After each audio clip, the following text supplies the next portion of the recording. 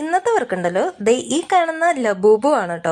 ഈ ലബൂബുവിനെ അറിയാത്തവരായിട്ട് ആരെങ്കിലും ഉണ്ടോ? ഞാനൊരു 90s കിഡാണ് കേട്ടോ.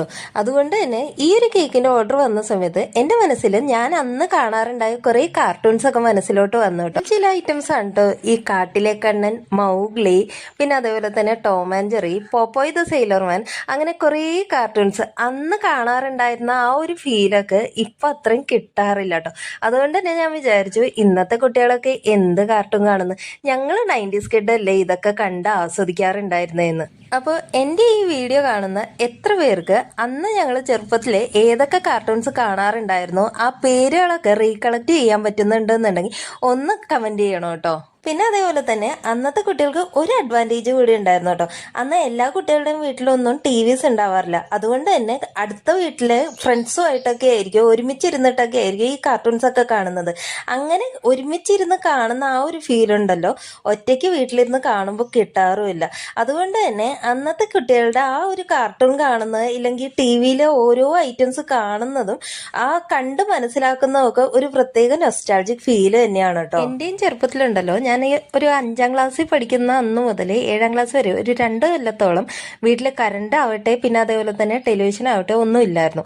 അതുകൊണ്ട് തന്നെ അടുത്ത വീടുകളിൽ പോയിരുന്നിട്ടാണ് ഈ കാർട്ടൂൺസും പിന്നെ TVയിലെ ഓരോ പ്രോഗ്രാംസും ഒക്കെ കാണാറുണ്ടായിരുന്നു. അതുകൊണ്ട് തന്നെ അവരുടെ കൂടെ ഇരുന്ന് കണ്ട ഓരോ അനുഭവങ്ങളും ഇന്നും മനസ്സിൽ ഏറെ കൊണ്ടു നടക്കാറുണ്ട് കേട്ടോ. ആ ഒരു ഫീലൊന്നും ഇപ്പോഴത്തെ കുട്ടികൾക്ക് കിട്ടാറില്ലെന്ന് തന്നെയാണ് ഞാൻ ഇപ്പോഴും വിചാരിക്കുന്നത് കേട്ടോ.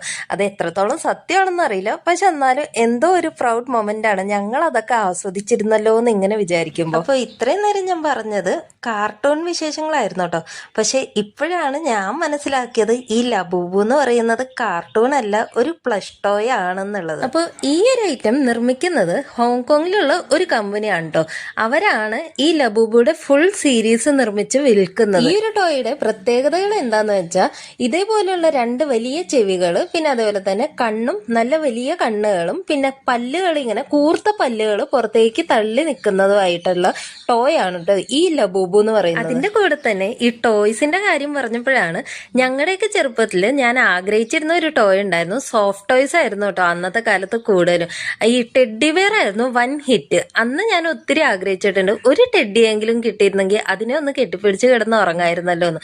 പക്ഷെ അന്ന് കിട്ടിയിട്ടില്ലെങ്കിലും ഇന്ന് ഞാൻ എൻ്റെ മക്കൾക്ക് കിട്ടിയ കുറെ ടോയ്സ് എടുത്തിട്ട് ഞാൻ ഇപ്പോഴും കളിക്കാറുണ്ട് കേട്ടോ. അപ്പൊ ഇതുപോലെ ചെയ്യുന്ന ആരെങ്കിലും ഉണ്ടെന്നുണ്ടെങ്കിൽ ഒന്ന് കമന്റ് ചെയ്യണം കേട്ടോ. പിന്നെ അതേപോലെ തന്നെ നിങ്ങൾക്ക് എൻ്റെ വീഡിയോസ് ഇഷ്ടപ്പെടുന്നു എന്നുണ്ടെങ്കിൽ ഒന്ന് ലൈക്ക്, ഷെയർ, കമന്റ്, ഫോളോ, പിന്നെ സബ്സ്ക്രൈബ് ചെയ്യാതെ കാണുന്നവരാണ് നിങ്ങളെങ്കിൽ അതുകൂടി ഒന്ന് ചെയ്തേക്കണം കേട്ടോ. അതിന്റെ കൂടെ തന്നെ ഇന്നത്തെ കേക്ക് നിങ്ങൾക്ക് ഇഷ്ടപ്പെട്ടു എന്നുണ്ടെങ്കിൽ ഒന്ന് അതുകൂടി ഒന്ന് കമന്റ് ചെയ്യണം കേട്ടോ.